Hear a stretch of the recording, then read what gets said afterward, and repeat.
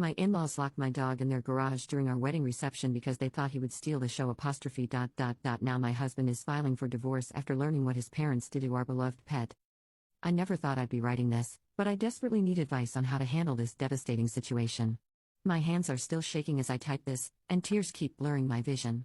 My husband and I got married last month in what was supposed to be the happiest day of our lives, a day we'd spent a year planning and dreaming about. Instead, it turned into an absolute nightmare because of my in-laws' cruel and unforgivable actions. Even now, weeks later, I can barely sleep at night thinking about what they did. Some background: my husband Jake, 31M, and I, 29F, had been together for 4 years, after meeting at a local dog park where our dogs instantly became best friends. Sadly, Jake's dog passed away 2 years ago from cancer, which made our bond with Max even stronger. Max is our 3-year-old golden retriever who we both adore. He's basically our fur baby. We adopted him from a rescue when he was just 8 weeks old, and he's been the light of our lives ever since. I still remember the day we brought him home, this tiny, scared puppy who quickly blossomed into the most loving, gentle soul you could imagine. Max is the sweetest, most well-behaved dog you could imagine. He's trained as a therapy dog and brings joy to everyone he meets. When we were planning our wedding, we both agreed that Max had to be part of our special day. We even got him a cute little bow tie to match Jake's tux. My in-laws, especially my mother-in-law Barbara, 58F, and father-in-law Richard, 60M, have always been weird about Max. From the very first time they met him, they made their disapproval clear. They think we treat him too much like a child and that it's unnatural how much we love him. Barbara particularly seems to take personal offense at how we include Max in family photos or celebrate his birthday. She's even gone as far as to exclude us from family gatherings because we wouldn't leave Max at home. Last Thanksgiving, she actually set up a separate dog table in the garage because she didn't want Max in her dining room, even though he's perfectly well-behaved and never begs for food. We ended up leaving early that day, and I should have seen it as a warning sign of what was to come. Barbara has made snide comments about how we should focus on having real children instead of treating a dog like one. We usually just ignore her comments since Max brings us so much happiness. For the wedding, we had arranged for Max to be our ring bearer. It just felt right since he's such an important part of our love story. We spent months preparing him for his role. 3 times a week, my cousin Sarah would come over and we'd practice walking down the aisle in our backyard.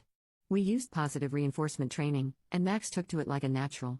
He learned to walk perfectly at pace, carry his little ring pillow, which we had specially made with a secure pocket for the rings, and sit quietly during the important moments. We even took him to the venue twice before the wedding to familiarize him with the space. Everyone who saw him practice said it was the cutest thing they'd ever seen. The ceremony went beautifully, Max did his part flawlessly, and everyone commented on how adorable he looked. The problems started at the reception. I noticed about an hour into the reception that I hadn't seen Max anywhere. My cousin said Barbara had told her she would take Max for a bathroom break, but that was 45 minutes ago. I started getting worried and asked Jake to help me look for him. We searched everywhere but couldn't find Max or Barbara. Finally, after asking several guests, someone mentioned seeing Barbara walking towards the garage area of the venue. Jake and I rushed there, and that's when we heard faint whimpering coming from inside the locked garage. My blood ran cold as I realized what had happened. Jake immediately demanded the garage key from the venue staff, who seemed confused by our panic. "Please, our dog might be in there." I remember crying out. When the maintenance manager finally arrived with the keys, his hands were shaking as he tried to find the right one. Those moments felt like hours. When we finally got the door open, the sight that greeted us will haunt me forever. Poor Max was huddled in the corner of the pitch-black garage, surrounded by dusty storage boxes and old equipment. There was no water, no food, not even a blanket for him to lie on. The concrete floor was freezing cold, the garage had no heating, and it was a chilly October evening. Max was shaking uncontrollably, both from cold and fear. When he saw us, he tried to run to us but stumbled, clearly disoriented from the ordeal. I've never seen Jake move so fast. He rushed to Max, scooping him up in his arms while I burst into uncontrollable tears. Max's fur was cold to the touch, and he was making these awful whimpering sounds that broke my heart. Jake's wedding suit was getting covered in dirt from the garage floor, but he didn't care. He just held Max close, trying to warm him up while checking him for injuries. I could see Jake's hands shaking with a mixture of fear and rage. We rushed Max to the nearest emergency vet clinic, still in our wedding clothes. The receptionist's eyes widened when we burst in, me in my white dress, now stained with tears and dirt, Jake in his filthy tuxedo, carrying our shivering dog. The vet team immediately took Max back for examination while we waited, clutching each other's hands in the sterile waiting room. The vet later told us Max was severely dehydrated and showing signs of acute anxiety. His temperature was dangerously low, and they were concerned about possible shock. They needed to keep him overnight for 4 fluids in observation. Leaving him there was one of the hardest things we've ever done, but we knew he needed medical care. On the drive back to the venue, Jake was eerily quiet. I'd never seen him like this before. His knuckles were white on the steering wheel, and there was a coldness in his eyes I'd never seen before. When we arrived back at the reception, most guests were still there, including his parents who were actually sitting and eating dinner as if nothing had happened. The sight of them calmly enjoying our wedding cake while our dog was in the emergency clinic made something snap in Jake. When Jake confronted them, Barbara's response was beyond belief. She actually rolled her eyes and said, "Oh, stop being so dramatic. The dog is fine." When Jake demanded an explanation, she said she thought Max was stealing attention from us at our own wedding and that dogs don't belong at formal events. She complained that guests were paying more attention to Max than to me in my wedding dress, and that it was embarrassing to have a dog as ring bearer. But what really showed her true colors was her next statement: "Besides, now you can see how much nicer the reception is without that animal running around. This is what a proper wedding should be like." She showed zero remorse and actually got angry at us for making a scene and ruining the elegant atmosphere she had helped create. Richard just sat there silently, occasionally muttering that we were overreacting and that the garage wasn't that cold. The guests nearby had stopped eating and were staring in shock. I could see my bridesmaids whispering and looking horrified. Barbara seemed oblivious to the tension, continuing to lecture us about how we needed to get our priorities straight and stop treating a dog like a person. Jake was so disgusted by his parents' actions that he told them to leave immediately. He hasn't spoken to them since that night. Not for me, he wants to divorce his parents. He says he can never forgive them for deliberately hurting Max and ruining our wedding day. While I completely understand his feelings, I'm worried he might regret cutting off his parents entirely. They've been texting and calling nonstop, alternating between angry messages about how we're choosing a dog over family and tearful apologies claiming they didn't think it would be such a big deal. Jake won't even consider forgiveness right now. He's already talking to a lawyer about getting a restraining order against them to protect Max. Part of me feels guilty for being the catalyst of this family breakdown, even though I know we did nothing wrong. Max is family to us, and what they did was cruel and potentially dangerous. Update 1. Thank you all for your supportive comments. A lot has happened in the past week. After reading your responses, I realized I needed to stop feeling guilty about this situation. The only ones who should feel guilty are my in-laws. We filed a police report about the incident. The venue had security cameras that caught Barbara leading Max to the garage, so we have proof it was premeditated. The police are taking it seriously since it counts as animal cruelty. Jake's sister reached out to us and revealed some shocking information. Apparently, Barbara and Phil had planned to lock Max away days before the wedding. They thought if they could show us how nice the wedding was without Max, we'd come to our senses about treating him like family. They had even considered taking him to a shelter but worried we'd press charges. This revelation destroyed any sympathy Jake might have had left for his parents. He's proceeding with both the restraining order and pressing charges for animal cruelty. His sister is supporting us and has told their parents they're completely in the wrong. Update 2. The court hearing was yesterday, and it was even more dramatic than we expected. Barbara and Richard arrived dressed like they were going to church, wearing their Sunday best and carrying their worn leather Bible, clearly trying to present themselves as upstanding Christian citizens. Their lawyer tried to paint them as well-meaning grandparents who just wanted a traditional wedding for their son. But their act fell apart quickly. When they showed the security footage, you could clearly see Barbara leading Max away, checking to make sure no one was watching, and deliberately locking him in the garage.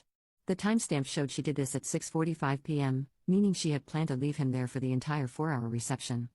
The vet testified about Max's condition when we brought him in: his dangerously low body temperature, severe dehydration, and the physical symptoms of trauma. She explained how the cold concrete floor and complete darkness could have caused serious health issues if we hadn't found him when we did. Barbara's testimony was what really sealed their fate. She actually told the judge that she thought she was doing us a favor by removing the distraction and that she didn't understand why everyone was making such a fuss about a mere animal. When the judge asked if she understood that her actions constituted animal cruelty, she scoffed and said, "In my day, dogs knew their place and stayed outside where they belong." The judge, an elderly man with photos of his own dogs on his desk, wasn't buying any of it. Thanks to the security footage, vet's documentation, and Barbara's own attitude in court, they were found guilty of animal cruelty. They've been fined $5,000 and are required to take animal welfare classes. More importantly, we got our restraining order. They are not allowed within 500 feet of our property or Max. Barbara had a complete meltdown in court, screaming about how we've destroyed the family over a dog. The judge's response was perfect: "Ma'am, you destroyed your family when you chose to abuse an innocent animal out of spite." Barbara had to be escorted out of the courtroom. Update 3. It's been 6 months since the incident, and our journey to healing has been both challenging and enlightening. Max's physical recovery was relatively quick thanks to the excellent veterinary care, but the emotional scars have taken longer to heal. For weeks after the incident, he would panic if we left him alone for even a few minutes. He developed severe anxiety around closed doors and dark spaces. Even walking past the coat closet would make him tremble. We found an amazing dog behaviorist, Dr. Sarah Chen, who specializes in trauma recovery for pets. She helped us understand that Max's reactions were normal for a dog who had experienced such a betrayal of trust. Dogs are incredibly emotionally intelligent, she explained during our first session. Max didn't just experience physical discomfort, he felt abandoned by someone he thought was family. The rehabilitation process has been intensive. 3 times a week, we work with Dr. Chen on desensitization exercises. We started small, just sitting near closed doors with treats and praise. Gradually, we progressed to having Max comfortable in dim rooms, then darker ones. The breakthrough came last week when he voluntarily walked into our pantry to retrieve his favorite toy. I burst into tears watching him, happy tears this time. Jake's journey through therapy has been equally transformative. Initially, he was consumed by guilt, feeling responsible for not protecting Max better. I should have known, he would say at night, when the memories kept him awake. All the signs were there: how they treated him at Thanksgiving, the comments they made, their behavior leading up to the wedding. His therapist, Dr. Williams, helped him understand that his parents' actions weren't his fault. They were the culmination of years of controlling behavior and rigid thinking. Through therapy, Jake started recognizing patterns of emotional manipulation that went back to his childhood. His parents had always used guilt and social pressure to maintain control, and their treatment of Max was just their latest attempt to force their values on us. The therapy sessions also revealed something unexpected: Jake's deep-seated fear that he might somehow turn into his parents. What if I'm capable of that kind of cruelty? He asked me one night after a particularly intense session. But as Dr. Williams pointed out, the very fact that he's so concerned about it, so determined to be different, shows that he's nothing like them. The story's impact on our community has been profound. It started with a local pet store owner who heard about what happened and offered us a lifetime supply of premium dog food for Max. Then a local news station picked up the story, and suddenly our experience was sparking conversations about animal welfare and toxic family dynamics across the state. Barbara and Richard's social fall from grace was swift and complete. Their church, where Barbara had taught Sunday school for 20 years, asked them to step down from all leadership positions.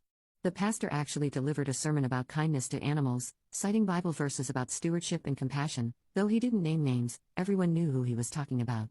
After learning what his parents did to our beloved pet, their longtime friends started declining their dinner invitations. Even their bridge club, which Barbara had founded 15 years ago, disbanded rather than continue meeting with her. The local charity where Barbara was on the board, ironically, one that occasionally worked with animal rescue organizations, asked for her resignation. The final straw came when their neighbor of 12 years, Mrs. Henderson, put up a large "Stop Animal Cruelty" sign in her yard, directly facing their house. That's when they started talking about moving to Florida for a fresh start. Within a month of the court hearing, we saw a realtor's sign go up in front of their house. Jake's sister has become a regular visitor at Max's favorite aunt. She brings him treats and spoils him rotten. It's healing for Jake to know that not all his family supports his parents' cruel actions. As for us, our bond as a family, yes, Max included, has grown stronger through this ordeal. Jake and I have learned to lean on each other in ways we never expected to so early in our marriage. Every evening, we have what we call our healing hour. We sit in our backyard with Max, sometimes talking, sometimes just being present together. Max has developed this beautiful habit of alternating between us, resting his head first on my lap, then on Jake's, as if making sure we're both okay. The wedding day disaster led us to cancel our original honeymoon plans to Hawaii. Instead, we found a pet-friendly resort in Colorado that specializes in outdoor adventures with dogs. It turned out to be perfect, spending 2 weeks hiking mountain trails with Max, watching him play in streams, and falling asleep together in a cozy cabin was exactly the healing experience we needed. The resort owner, after hearing our story, has partnered with our foundation to offer subsidized vacation packages for families who've been through similar traumas with their pets. One unexpected blessing from this whole experience has been the amazing community of animal lovers we've connected with. Our foundation's first case was helping a college student who found an injured stray but couldn't afford the surgery it needed. Now that same student volunteers with us, and the dog she saved is a regular visitor at our foundation events. We've helped over 30 families in similar situations, and each story adds to our conviction that we're doing exactly what we're meant to do. Final update: it's been 6 months since that terrible day, and I'm happy to say we found peace. Max is back to his happy, loving self. The dog behaviorist says his recovery is remarkable, largely thanks to the unwavering love and support from Jake and me. Barbara and Richard did move to Florida last month. Before leaving, they sent a lengthy letter through their lawyer. Unlike their previous attempts at apologizing, this one felt different, more genuine, more reflective. They wrote about attending the court-mandated animal welfare classes and how it opened their eyes to their own prejudices and cruel behavior. They acknowledged how their rigid beliefs about proper family structures had caused them to act inhumanely, not just to Max but to Jake throughout his life. The letter explained that they're starting therapy themselves, finally recognizing that their controlling behavior and inability to accept different ways of living had cost them their son, their reputation, and their community. While they expressed hope for eventual reconciliation, they also wrote that they understand if that never happens and that they take full responsibility for their actions. Jake read the letter 3 times before carefully folding it and putting it away in his desk. He hasn't responded, and I don't know if he ever will. As he told his therapist, forgiveness might be possible someday, but trust is a different matter entirely. Some wounds take generations to heal, and we're in no rush to force that process. The silver lining in all this is how it's brought the rest of our family closer. Jake's sister is expecting her first baby, and she's already talking about how Max will be the baby's protective big cousin. She even asked us to help her adopt a dog of her own. The Max's Love Foundation started small, just an idea born from our experience and a desire to help others. We initially planned to raise money to help cover emergency vet bills for families in crisis. But it's grown into something much bigger. We now offer support services for people dealing with pet-related family conflicts, educational programs about animal welfare, and even legal assistance for animal cruelty cases. Last month, we hosted our first fundraising gala. The support was overwhelming. We raised over $50,000 in one night. The highlight was when Max, wearing a tiny tuxedo, and completely comfortable in the formal setting, unlike what Barbara claimed, charmed every single guest. He even got up on stage with us during our speech, sitting perfectly beside us as we shared our story. Jake's sister Sarah, who's now 6 months pregnant, was there with her newly adopted rescue dog, a sweet pit bull mix named Luna. She's become Max's favorite aunt and our strongest family ally. She told us that watching our story unfold helped her realize she needed to stand up to their parents' controlling behavior in her own life. She's now in therapy too, working through her own childhood experiences. Emma's already talking about how Max and Luna will be the baby's protective cousins. She's designing the nursery with a dog theme and has asked us to help her train Luna for life with an infant. It's beautiful to see how something positive came from such a dark experience, not just our foundation, but this deeper bond with Emma and her growing family. To everyone who supported us through this, thank you. And to those questioning whether we overreacted about just a dog, Max isn't just a dog. He's family. And we'll always protect our family, no matter what.